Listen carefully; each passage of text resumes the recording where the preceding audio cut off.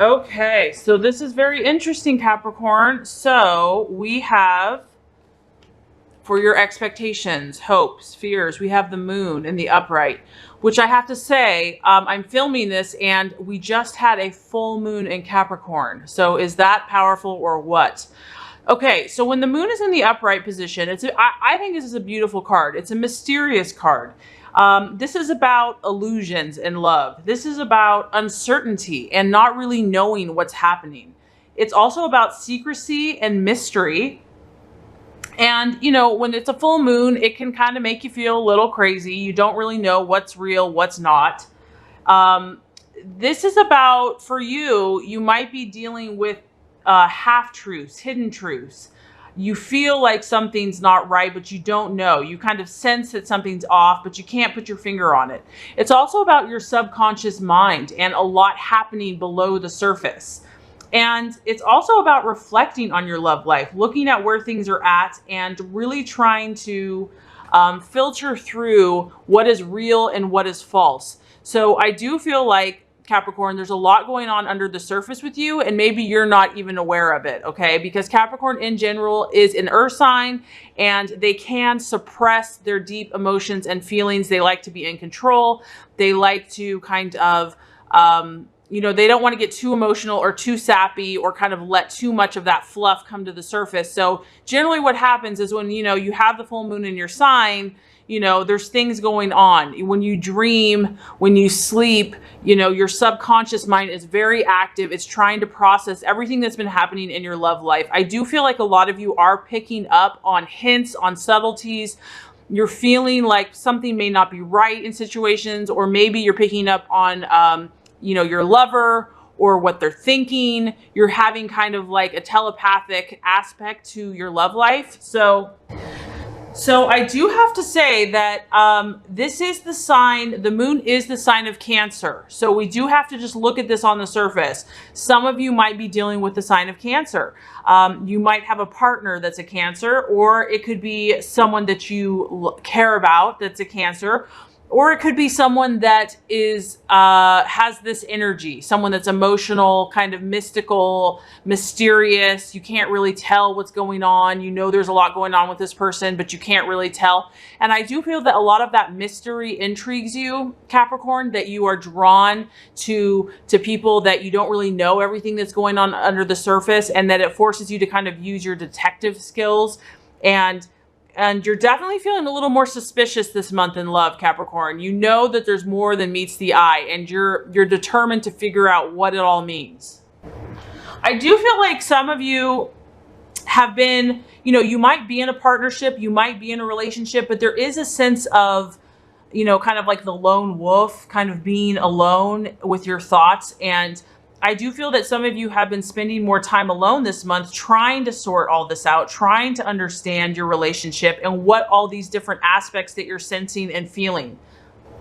This is challenging you, Capricorn, to kind of face your fears. And I do feel that some of you are willing to do that this month. You know, maybe you have put this off. You haven't really wanted to deal with this, but you know that in order to move on, in order to move forward, that you have to accept it. You have to embrace it, and you have to deal with it.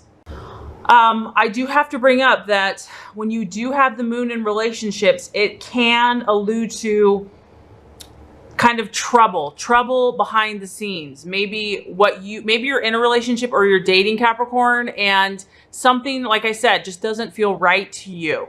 And what I have to say is that you need to trust your intuition. You need to trust your gut. This isn't for everyone. This is general. But when it comes to relationships, the moon can suggest that even if on the outside everything seems rosy and happy, that deeper, you know, there's a lot going on. Maybe the relationship that you're in is more of an illusion and it looks happy to everybody else, but behind the scenes, there's deceit or there's kind of shady behavior. But, you know, this is what you're trying to discern, Capricorn, because some of this is just your imagination and some of this is truth. And that is the challenge of the moon, is discerning between what is real and what is false.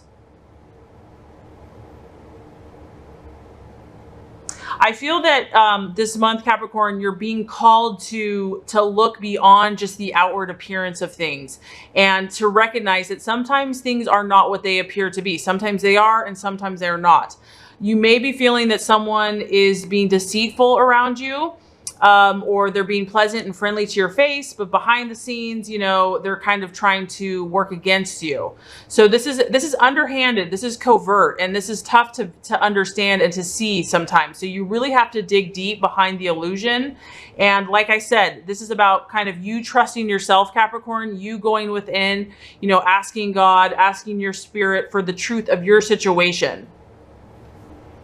This is about you on your love life kind of illuminating your path so that you can see whatever this is, you can see it more clearly. And the only way to do that is to kind of, you know, sometimes be a lone ranger, to go within.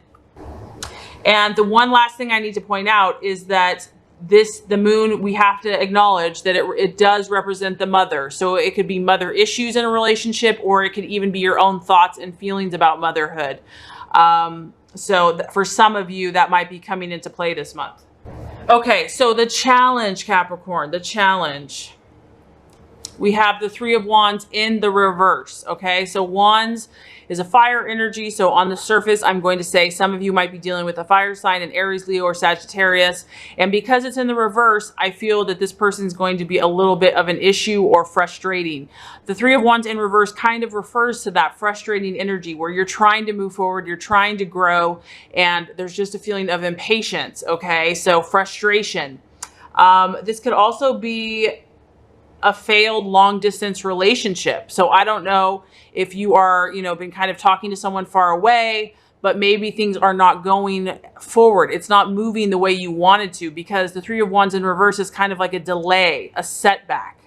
Some of you, I feel, are looking to your past. You know, this month is a very powerful month for you. Like I said, because of that moon in Capricorn, you're getting this deep emotional stuff happening. And but you know, the thing about this Capricorn is, even though I know this feels frustrating and it's like, oh, why is it always a struggle? What you have to realize is that you are meant to overcome these struggles. That even though these things seem frustrating, they're actually lessons. And the wisdom that you gain from this Capricorn is going to propel you forward. And then you're going to be wiser, stronger, smarter, and you're going to be able to help and lead other people because you are a leader. Okay. So, some of you are really looking to your past. You're looking at these past relationships. Maybe the past is coming back to haunt you. If there's been unfinished business this month, maybe it's coming up for you to really look at. You might be feeling a little self-doubt and a lack of power because things aren't moving forward as quickly as you want.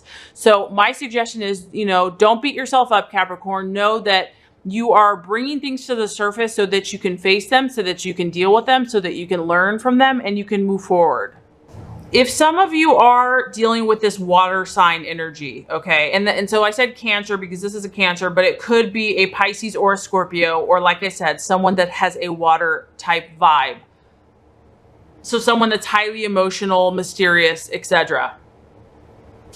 The reverse three could suggest, you know, that this relationship is not growing, or that person is not being very committed.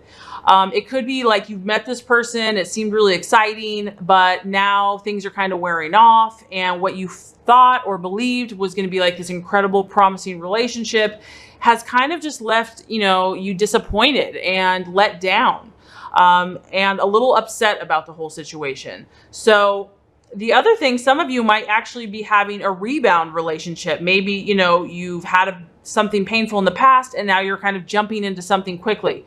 However, the Three of Wands, you know, I would just encourage you to be cautious and not to jump into anything, because the Three of Wands can kind of talk about like regretting a decision that you make. So just be careful to not make anything too impulsively, because it can talk about an ex-partner returning, or, you know, maybe your ex has realized that they made a big mistake, Capricorn, and that they were missing out with you. So they might come back to you and want to be with you.